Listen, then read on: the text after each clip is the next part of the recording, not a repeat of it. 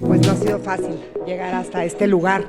Para ninguna de ustedes han abrido espacio cada una en su área a quienes hoy están aquí para poder seguir avanzando en el tema de la inclusión femenina. Y bueno, para no perder más tiempo valioso, voy a iniciar con la primera pregunta y voy a empezar, si les parece bien, de izquierda a derecha. Y iniciaría con Mónica. ¿Qué crees, Mónica, que es lo más urgente que debe cambiar en nuestra región para fomentar la innovación y el liderazgo de las mujeres? A ver, creo que son respuestas complementarias, pero urgen muchas cosas, no es una única cosa la que nos urge. Por el tema de liderazgo y de innovación, me parece que la mentalidad, la cultura, es lo primero que tiene que cambiar. Esta barrera que tenemos por los sistemas educativos, que también deben de cambiar, de esperar, de castigar el error, de no atrevernos a innovar ni a romper las reglas. Y eso es lo que los chavos, las empresas, hoy estamos aprendiendo a hacer, romper las reglas de cómo se hizo antes todo esto. Entonces, educación, mentalidad, creo que la política pública también tiene que cambiar para fomentar muchas más mujeres tomando decisiones, y en esa política pública no solo hablo de cuotas, hablo de infraestructura, sistemas de cuidados, horarios extendidos en las escuelas, guarderías corporativas y todo lo que hoy nos hace falta para poder estar más fuera de casa. Tenemos que trabajar todos en erradicar los estereotipos y los roles de que hablábamos antes, ¿no? La mujer cuida, el hombre provee, el hombre es jefe, la mujer es histérica, y todas estas palabras que se nos pegan mientras vamos caminando hacia la oficina, ¿no? Y hay miles de historias alrededor de estos temas. Tenemos que visibilizar role models accesibles y cercanos, porque a veces ponemos el role model, la primera astronauta, pues sí, está allá, ¿no? Tenemos que ver la primera emprendedora que puso un changarro en la esquina de tu casa, el primer hombre que se quedó en su casa cambiando pañales, el que se sale de la junta para ir por la escuela. Esos roles, esos role models los tenemos que empoderar, los tenemos que hacer visibles, los tenemos que hacer cercanos, los tenemos que hacer humanos. Y me parece que si no entendemos de una vez por todas que la innovación es imprescindible en el mundo de los negocios hoy, y que si no tenemos diversidad hacia adentro de las organizaciones y diversidad de pensamiento, no va a haber innovación y la empresa se va a morir. Muchísimas gracias, Mónica. Silvia, te repito la pregunta, que es la misma para todas nuestras panelistas, la primera.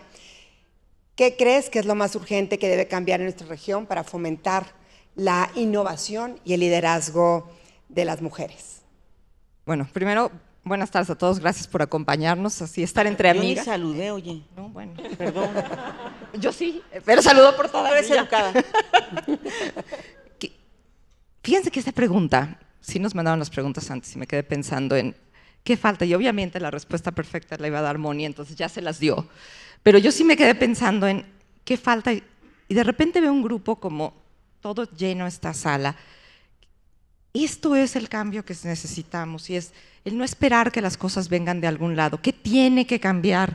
No, más bien es que tenemos que cambiar nosotros para que las cosas cambien. Y entonces cuando hablamos la conversación alrededor de es que se tiene que romper el techo de cristal, no, el techo de cristal lo rompemos nosotras con las acciones, con las decisiones que tomamos todos los días.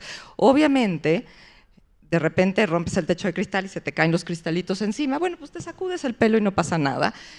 Si te corta un poquito, te pones un curita y se acabó, pero es el aceptar que el cambio viene de las conversaciones que nosotros estamos teniendo y de la actitud ante el cambio que estamos buscando.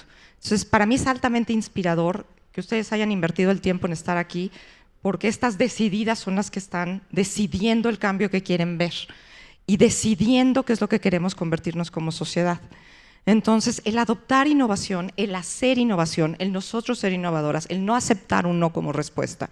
Los nos, se los garantizo, están en todos lados y vamos a recibir 100 nos antes de un sí. Lo que nos hace fuertes es buscar el sí en todo y absolutamente todo lo que hacemos. Entonces, sí, al buscar ese sí vamos a hacer el cambio en políticas. Al buscar el sí es el que vamos a cambiar los roles predeterminados. pero empieza con la actitud que queramos hacer nosotros para generar ese cambio. Muchísimas gracias, Silvia. Te repito la pregunta, Pati, sobre todo por si alguien se está integrando y la tengan fresca, digamos. Bueno, ¿qué crees que es lo más urgente que debe cambiar en nuestra región para fomentar la innovación y el liderazgo de las mujeres? Los voy a saludar porque si no Silvia va a decir que nos saludamos nosotros, así que los saludo también. Lo siento por Kiki, que va a ser la última que va a responder la misma pregunta, pero yo concuerdo que hay, creo que temas muy urgentes que abordar y concuerdo que la educación y la capacitación es una de las más fundamentales. Sobre todo yo creo que en áreas como de tecnología y ciencia, en las que está Sofi, porque creo que es donde está mucho más subrepresentada la mujer. Y estoy de acuerdo con todo lo que dijo también tanto Moni como Silvia, y creo que hay un tema que no quiero spoilear un panel que van a tener después, pero creo que hay una parte fundamental de, primero, trabajar en colaboración y fomentar que la gente se sienta libre de dar ideas, ¿no? Que sea un equipo donde la gente fluya y pueda dar ideas. Pero tenemos que ayudar, creo, a las mujeres en una cosa muy particular que creo que todos la vivimos, que tiene que ver con cómo ayudamos y facilitamos para que las mujeres realmente puedan combinar un equilibrio entre su vida personal y la profesional. Si quitamos ese peso, creo que las mujeres fluyen mejor. Y por eso dije que iba a spoilear un panel que va a estar en las 4 de la tarde, donde van a hablar de lugares mom-friendly. ¿Qué tal? Entonces creo que eso es algo súper relevante para que fluya la innovación en las empresas. Y en lo que todos tendremos que participar, ¿no? No solamente las mujeres, sino como sociedad y partiendo desde la pareja, por supuesto. ¿Qué dirías al respecto, Sofi? ¿Quieres que te repita la pregunta? O? Ya, creo que ya me la sé. Ok, perfecto. Me encanta la pregunta y de hecho, o sea, construyendo sobre lo que comentaban, si tuviéramos que cambiar una cosa para liberar a las mujeres en nuestro rol de liderazgo y de innovación en empresas de biotecnología y ciencia, como es una empresa que yo fundé y lidereo, medio en broma, medio en serio, pues cambiar el rol de los hombres es mi respuesta. Pero les voy a decir por qué en una anécdota. Yo me asocié con 2 socios, 2 científicos brillantes, y uno de ellos no tiene pareja, tiene un hijo, y a las 4:30 de la tarde todos los días, o un día sí, un día no, iba a recoger a su hijo a llevarlo a una clase y regresaba y en la noche terminaba sus cosas y demás. Y era, cuando yo lo vi hacer ese como ajuste en su día laboral, sin preguntarle a nadie, sin pedir disculpas, sin ninguna pena, yo dije, ¿por qué no puedo yo también hacer lo mismo? Qué pena, tengo este tema de mi vida diaria, de mi equilibrio, que es importante para mí, pero es más, hasta el lenguaje que usé en este ejemplo, acabo de empezar con qué pena, pero me tengo que ir. Es bien importante quitarnos ese chip, las mujeres, pero también darle la oportunidad a los hombres a que ellos también jueguen ese tipo de papel de balance y darle esa apertura, ponerles esa expectativa, tener esas conversaciones y así tener vidas balanceadas, sin importar tu género, sin importar tu estado civil, sin importar si tienes o no hijos, pero tener vidas balanceadas, privadas y profesionales, en donde podamos desarrollarnos en temas de liderazgo y de innovación. Muchas gracias, Sofi. Qué importante lo que dices. Y yo agregaría quitarnos la culpa que nos caracteriza tanto a las mujeres, porque ¿cómo le voy a dejar a él esto? O cómo yo, que soy la mamá, no voy a ir al festival y va a ir él, ¿no? Esas cosas. Kiki, te toca resumir, agregar, etcétera. Complicado, ir última. Bueno, desde mi punto de vista y como compañía de tecnología que es Mastercard y trabajamos con muchísimos bancos, desde nuestra perspectiva es más garantizar el acceso equitativo a la economía digital, que hoy en día es la que está moviendo la mayoría de las economías alrededor del mundo. Vimos el cambio de comportamiento dentro del contexto de COVID, cómo muchísimas más empresas tuvieron que aprender cómo tramitar en forma en línea, cómo hacer sus comercios, pero también qué bonito que muchas de estas empresas también pudieron abrir a una nueva audiencia a buscar sus negocios o un comercio internacional, dado que los bordes ya no existen. Entonces, ¿cómo facilitamos ese acceso a la economía digital y cómo también traemos herramientas financieras que beneficien a las pymes? La realidad es que hoy en día, según el Banco Mundial, 73% de las empresas que son lideradas por las mujeres, desafortunadamente hoy en día se cuentan que no tienen forma de cubrir sus necesidades básicas de financiamiento. Esa es la realidad. Entonces, ¿cómo facilitamos y traemos a través de la tecnología muchísima más inclusión y nuevas oportunidades para que las empresarias puedan ser exitosas? Así que en ese contexto es como nosotros nos enfocamos, mirando cuáles son las necesidades propias de las empresarias. Muchas gracias, Kiki. Ahora voy a tener una pregunta para cada una de nuestras invitadas, dependiendo de su trabajo y su experiencia, y empezaría contigo, Silvia. En el marco de la celebración de los 50 años de Danone en México, la sostenibilidad ha sido esencial para su éxito. ¿Cómo has logrado integrar la sostenibilidad justamente y la equidad de género como pilares fundamentales de la estrategia empresarial? ¿Y cómo esto ha impactado tanto en la comunidad como en la economía local? Bueno, primero hay que entender que sustentabilidad se está utilizando nada más como un tema ambiental. Y la verdad es que sustentabilidad es buscar que la existencia de la compañía sea a través del tiempo. Entonces, primero es una definición muchísima más amplia.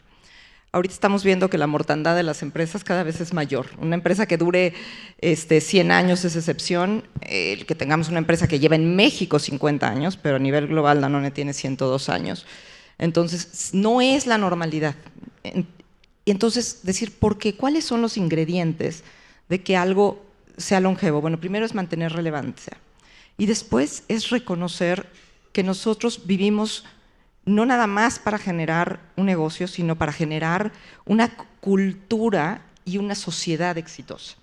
Entonces, ahí ya dejas de pelearte de si estás haciendo cosas sostenibles o no. Entonces, deja de ser un debate, porque evidentemente nosotros utilizamos leche, bueno, nos tenemos que asegurar que el terreno en donde esa leche está producida es un terreno que no se va a convertir en un terreno muerto. Entonces tenemos que hablar de agricultura regenerativa, tenemos que ver la sustentabilidad de las vacas. Y esos granjeros que están ahí, que tienen 8 vacas, no van a poder sostenerse, se van a ir a hacer otra cosa. Entonces, ¿cómo les hacemos para que ellos tengan una economía vibrante? Entonces, cuando entiendes todo eso de la cadena de suministro, y al mismo tiempo ves el impacto que estás teniendo en el medio ambiente de CO2, y al mismo tiempo ves las comunidades en las que estás viviendo y tú quieres que esas comunidades sean exitosas, y al mismo tiempo quieres dentro de la organización reflejar la sociedad. Entonces ahí es donde diversidad entra. Si somos en un país de 50 y 50, ¿por qué vamos a tener en las compañías algo menos que eso? Cuando me dicen, ¿cuándo vamos a dejar de hablar de diversidad e inclusión? Cuando no sea un tema. Entonces, tener que generar las condiciones, sí, porque hoy siguen siendo un tema. Gracias. Entonces, es triste que sigamos haciendo las mismas preguntas, pero las compañías, para ser exitosas, tenemos que reflejar a la sociedad y tenemos que dejar de debatir de si cuidar al medio ambiente es opcional. Pues no es opcional. El planeta que estamos viviendo ahorita, ¿qué planeta le estamos dejando a nuestros nietos? ¿No? Ya no hablar de hijos, pero nietos. Este es el planeta. Y cuando hablamos también de la salud, pues este es el único cuerpecito que tenemos. Entonces, o lo cuidamos o lo cuidamos. Entonces, yo creo que, gracias por la pregunta, porque el marco de 50 años no es nada más el aniversario, sino es un compromiso fiel en que no tenemos por qué tener un debate, es hacerlo que viva a lo largo del tiempo. Pues ojalá así sea y fuera un reflejo que creo que parte de la conciencia, de tener conciencias como individuos, como sociedad, como empresas. Gracias. Silvia. Mónica, y tienes que aceptar lo que te voy a decir, porque no es una flor, es una realidad. Eres un referente internacional. Decir tu nombre es sinónimo de equidad, de crecimiento. ¿Y cuál ha sido y cómo ha sido tu experiencia personal liderando Men Power Group?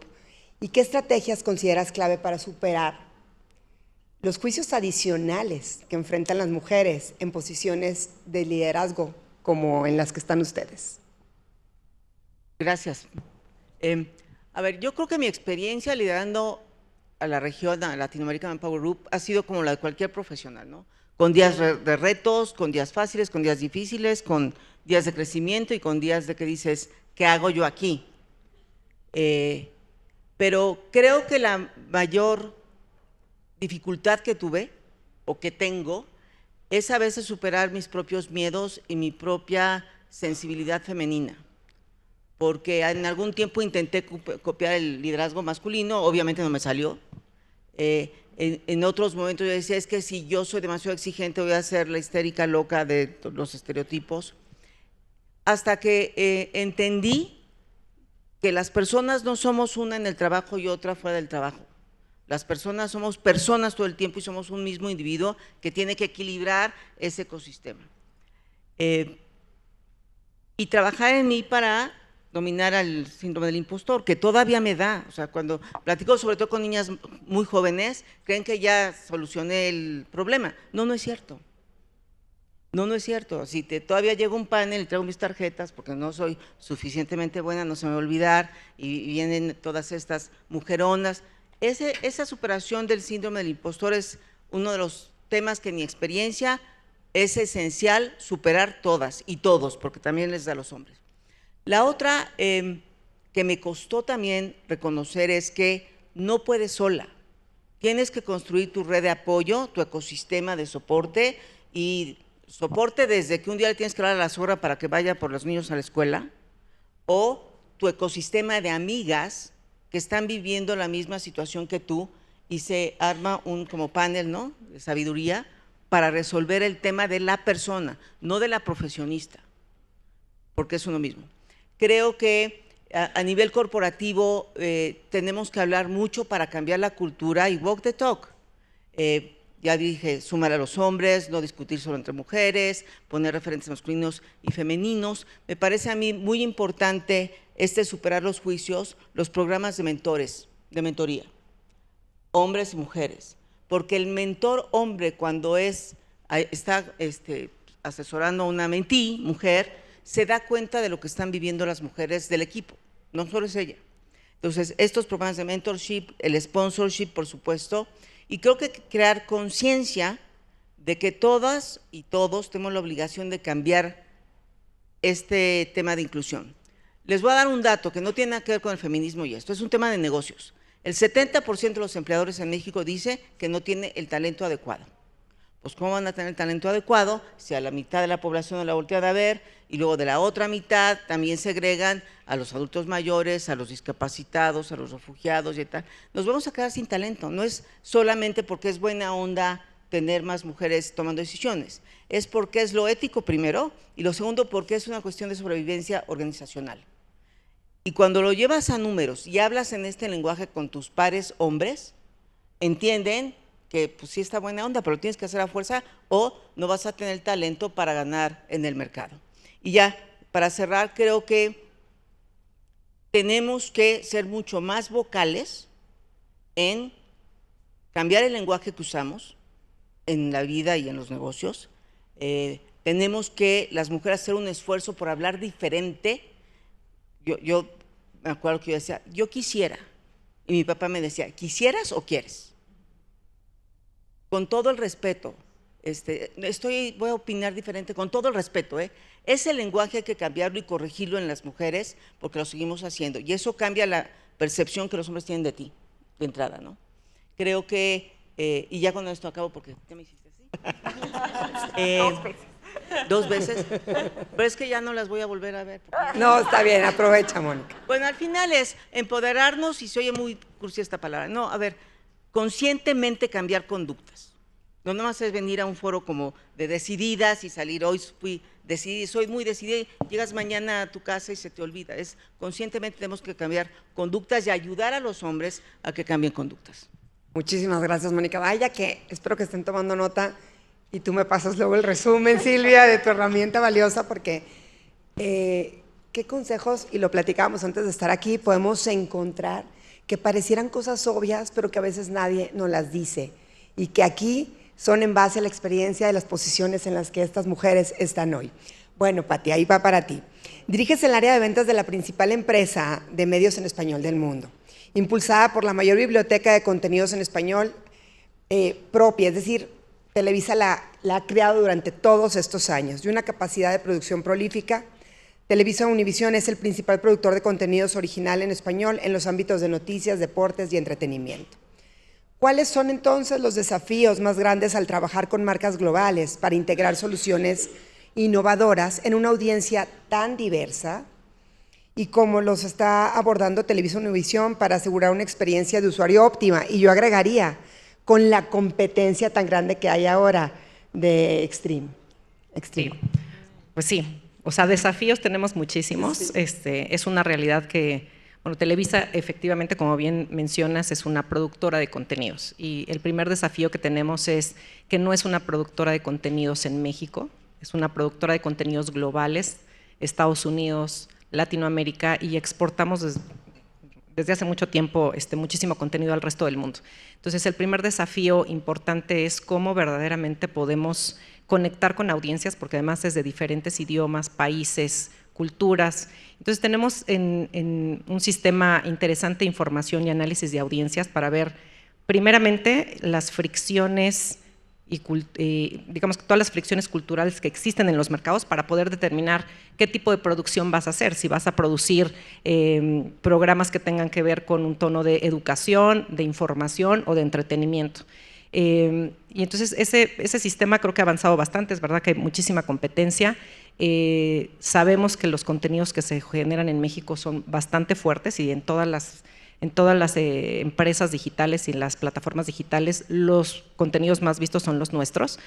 Pero la otra parte que es bien interesante es saber cómo logramos con estas marcas globales, en este caso, por ejemplo, con Mastercard o con Danone, cómo logramos insertar y lograr que estas marcas y productos conecten con esta audiencia. Yo creo que ese es otro gran desafío que tenemos, y el desafío tiene que ver con un problema muy grande de industria, porque hoy no tenemos mediciones homologadas en todas las plataformas. Entonces, estamos en un año de transición bien interesante, porque lo que necesitamos saber es un contenido, tú misma que estás en el financiero, tu contenido, a dónde viaja y quién lo ve, y en cuántas plataformas se ven. Entonces, este es un gran desafío que estamos planteando en la industria, y vamos a hacer un año muy complicado, pero estamos en eso, a pesar de que tenemos muchísima competencia. Al final somos competidores, pero nos unimos de alguna manera porque estamos en los mismos roles, jugando en las mismas cosas, peleando por la misma audiencia, por la misma atención además, ¿no? Pero creo que estamos en eso. Las mediciones van bien, y eso van a ayudar a que se conecten y que los anunciantes y las marcas globales verdaderamente puedan continuar con el tema. Hemos tenido, por ejemplo, programas, y esa es como la muestra más interesante de cómo entendemos las fricciones culturales. Y creo que todos los que están aquí saben, o por lo menos han escuchado, y hemos tenido, por ejemplo, realities que han sido fenómenos, y se han convertido en fenómenos simplemente por este entendimiento de en dónde están las fricciones que están sucediendo hoy en día en la cultura. Si es un tema de inclusión, si es un tema de misoginia, si es un tema… Y cuando tú tomas eso, evidentemente rompe, explota y se convierte en fenómenos. Entonces, pues estamos en eso. Pues vaya, y qué tema de análisis esto que mencionas, justamente como la casa de los famosos, ¿no? Y yo empecé trabajando en una televisión que era la pantalla, ¿no? La cajita y la de antes, ¿no? Entonces, hoy te das cuenta cómo se ha extendido el mercado, lo que dices a… tienes una liga en Twitter, bueno, ya ahora X, en Facebook, en las plataformas, es decir, qué interesante el tema y cómo ha avanzado y se ha abierto. Sí, explosivo. Accesible a todos. Mil gracias, Pati. Bueno, Kiki, te va a tocar la última ronda, porque ahora voy con, si me lo permites, con Sofía, que aquí tengo tu pregunta. ¿Quieres cambiar de lugar? Eh, con broche de oro. De hecho, era la primera, pero como cerré con ella, pues dije, la recorro.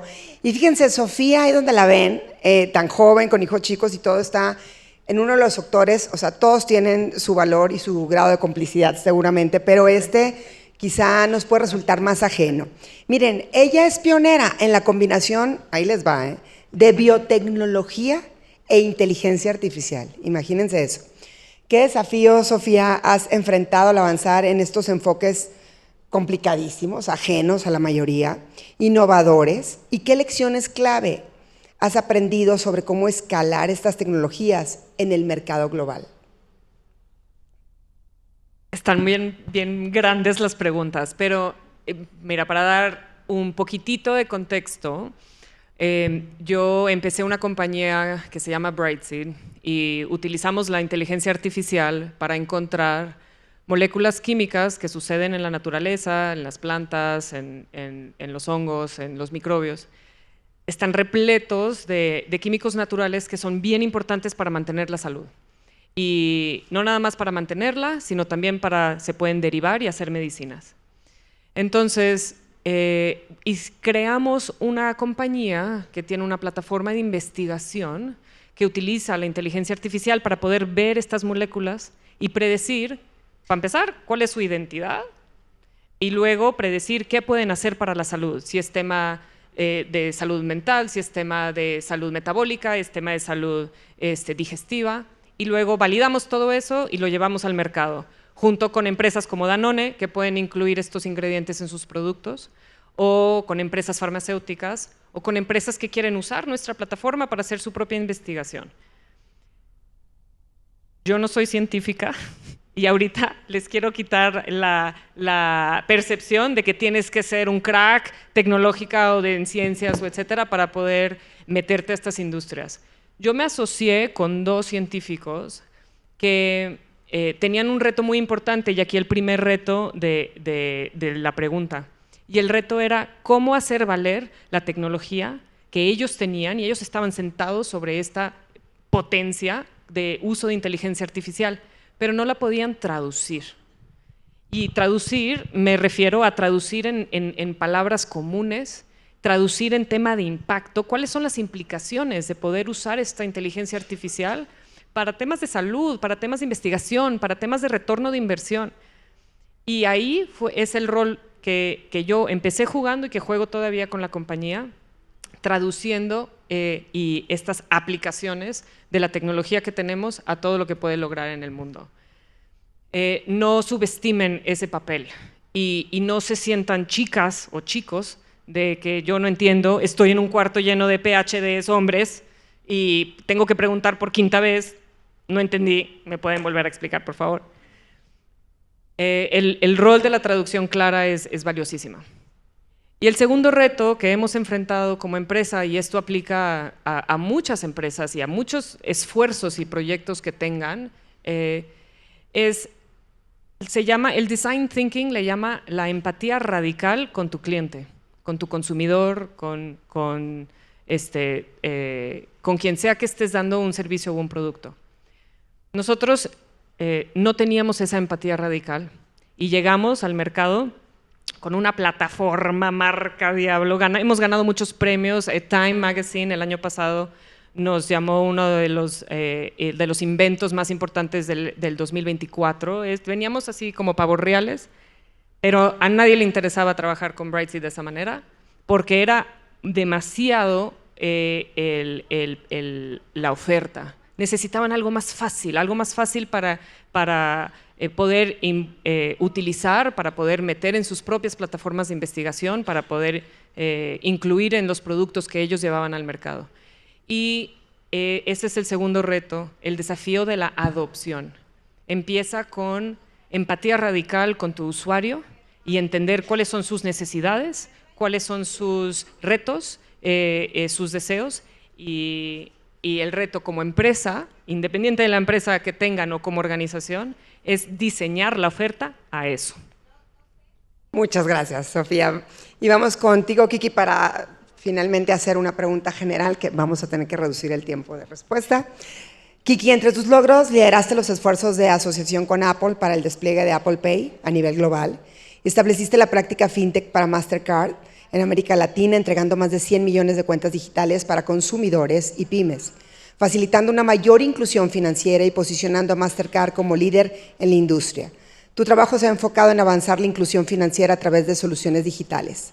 ¿Cómo ves el papel de la tecnología para cerrar la brecha financiera en América Latina, especialmente para las comunidades menos atendidas? Gracias por la pregunta. La tecnología realmente sirve como un catalizador para el cambio.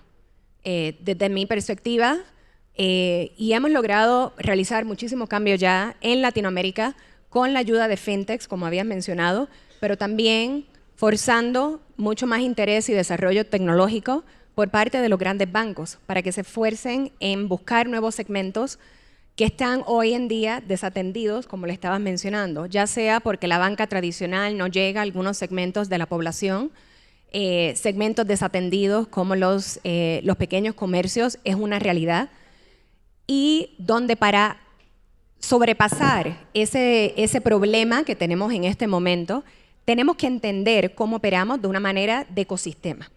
¿Y qué significa eso?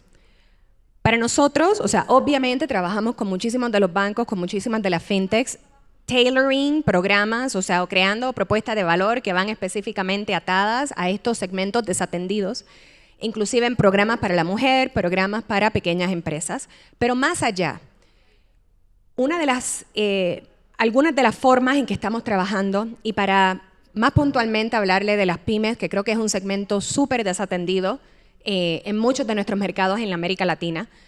Hoy en día aquí en México, 2.7 millones de empresas son lideradas por mujeres. Eso representa 37% de todas las empresas aquí en el país. Más sin embargo, de acuerdo al BID, solamente 7% de las empresas lideradas por mujeres reciben hoy en día financiamiento crediticio. 7%. Eso es una oportunidad increíble. O sea que para que los bancos, las fintechs entiendan esa oportunidad presente que está para que cualquiera la pueda agarrar, pero también entendiendo qué del comportamiento de la mujer hoy en día nos prohíbe o nos limita esa habilidad de nosotros llegar a ese segmento. Mucho tiene que ver con la data, al tema de inteligencia artificial.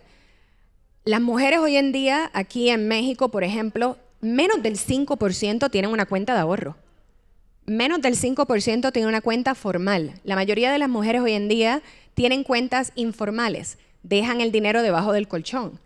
Si no ponen esa cuenta, abrir una cuenta con un banco, con una fintech, para por lo menos comenzar a digitalizar esos servicios financieros, están limitándose ellas mismas el potencial de desarrollo que necesitan para poder correr sus negocios. Así que, entendiendo esto, ¿cómo nosotros trabajamos tipo ecosistema? Trabajamos con ONU Mujeres, creamos una alianza de digitalización para toda la región, con ONU Mujeres, con Microsoft, por ejemplo, donde estamos ya trayendo una plataforma completa llamada Todas Conectadas, que ya está operando en muchísimos países en América Latina, para de ahí que sea el primer paso a correr sus negocios de forma digital. Traemos mentoría, asesoría. Tenemos un programa aquí en México que se llama Strive, donde estamos apuntándole a trabajar con 400,000 mujeres en este mercado. Ya vamos a cumplir esta meta a finales de este año. Pero también pensando en las generaciones futuras. Nosotros vemos el problema que tenemos en el segmento de tecnología, que es un segmento sumamente liderado por hombres. Y de aquí lo que estamos haciendo es que creamos un programa que se llama Girls for Tech. Es un programa global para Mastercard donde desde hace 5 años ya llevamos 5 millones de niñas que estamos prestándole la educación necesaria para que se muestren interesadas en el segmento de STEM. Aprenden de criptografía, de criptomonedas, aprenden de ciberseguridad. Por tanto, como empresa vemos una responsabilidad súper importante en invertir en todos estos segmentos que, aunque esas niñas no reciban una tarjeta inmediata, se van a recordar en futuros años lo que Mastercard pudo haber contribuido para ellas y crea lealtad para la marca. Muchas gracias, Kiki. Y para cerrar, vamos a irnos casi como un consejo muy breve, Mónica. Teníamos 2 preguntas de cierre. Yo me voy con esta que creo que nos va a servir mucho a todos y me muero por oír sus respuestas. Cuando se enfrentan a un obstáculo inesperado, ¿cómo organizan sus pensamientos y decisiones para superarlo? ¿Qué procesos mentales consideran clave para mantener la calma y poder avanzar? Bueno, a mí me ayuda que yo soy actuario, entonces me dieron estructura mental. Cuando me apanico o me agobio y tal, me enfoco a hechos, problemas y soluciones. Y solo aquello que puedo controlar. Hay cosas que no puedo controlar y pues a veces me olvido. y esa creo que ha sido una de las claves para darme paz mental y poder dormir en la noche. Solo foco en lo que puedo controlar. Muchas gracias, Mónica. Silvia. Hace rato lo decías, Moni, hablando de red de apoyo. Yo creo que no puedo decirles lo importante que para mí en mi vida ha sido el network de mujeres. Y siempre estoy activamente trabajando en desarrollo de mujeres y al mismo tiempo cuando trabajo en eso es lo que más me sirve a mí de regreso. Entonces lo hago porque tengo un firme compromiso, pero aparte me hace crecer terriblemente. Siempre, entonces con esto les digo perspectiva. Uno cuando ve un problema que es realmente terrible, normalmente te hace falta verlo desde muchos ojos. Entonces, es nunca pensar que tú tienes la solución. Siempre vas a encontrar muy buenas ideas y otros ángulos de cómo verlas. Entonces, mi remedio es buscar perspectiva. Nunca tratar de responder inmediatamente, pero aceptar que yo no tengo todas las respuestas. Y eso es difícil, porque a veces creemos que las tenemos todas. Esa sería mi recomendación. Gracias, Silvia. Pati. Pues mira, yo normalmente cuando tengo un momento de crisis o algún tema enfrente complicado, curiosamente tomo calma. O sea, ¿se acuerdan ese refrán de vísteme despacio que voy deprisa? Pues ahí, así. Pero les voy a contar una anécdota y no me voy a tardar. Les voy a decir por qué creo que hago eso. Hace muchos años, cuando era joven, porque algún día fui joven, trabajé en Mexicana de Aviación. Y en Mexicana de Aviación nos hacían unos cursos de capacitación súper interesantes en simuladores de aviones. Entonces yo creo que no hay nada más complicado, crítico, abrupto y loco que pensar que estás en un momento en el que puedes perder la vida, ¿no? Y cuando me pasa algo, yo creo que lo aprendí muy bien y lo tengo muy enquistado, con lo cual cuando paso a algún momento de crisis, lo primero que digo es, no estamos salvando la vida de nadie, ¿no? No nos vamos a morir por esto. Y entonces, como bien decía Silvia, es poner los temas que tienes enfrente en perspectiva. Entonces, no estamos salvando vidas. Tomar un espacio, efectivamente, no tenemos todas las respuestas uno mismo, escuchar, pero en serio, no salir corriendo como gallinas sin cabeza a tratar de resolver un problema porque no es la mejor decisión. Entonces, siempre acuérdense de ese detalle porque yo creo que lo aprendí muy bien y cuando me pasa algo siempre digo, tranquilos, no nos vamos a morir. Ok, ahora, como no nos vamos a morir, pensemos qué podemos hacer y creo que eso me ha ayudado mucho. Muchísimas gracias, Pati. Para ti, Sofía. Buenísimas las respuestas. Dos cosas a mí me han ayudado mucho. Una, liberarme de la expectativa de que no va a haber problemas. En verdad, eso para mí fue un switch súper fuerte. Entrarle a la plaza de toros significa que te vas a encontrar con toros siempre. Si el problema no es inesperado, ayuda a poder enfrentarlo. Entonces, una vez que me di cuenta de que nunca voy a pasar de este tema y nunca voy a estar libre de algún problema o algún tema, como que me relajé en el mar de problemas. Y lo otro es invertirme a mí misma y asegurarme de que tenga una base realmente, casi físicamente estable. Dormir bien, que con hijos y hijos chiquitos que tengo yo no es tan fácil.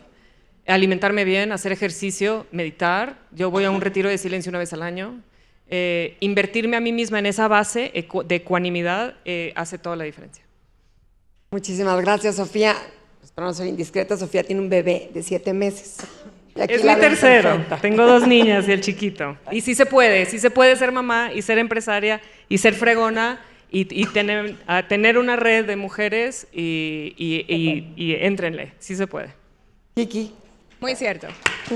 Y dormir, eventualmente. No te preocupes. A veces no duermes, dijiste algo muy cierto que para mí es súper importante. O sea, los problemas los vamos a tener siempre. Los obstáculos, constante. Eso no va a cambiar. Yo creo que desde mi punto de vista, la reacción, cómo reaccionamos ante esos problemas es muy relevante. Nosotros podemos reaccionar de una forma flexible y de una forma ágil, de una manera que nos permita a nosotros pivotear la estrategia en cualquier momento.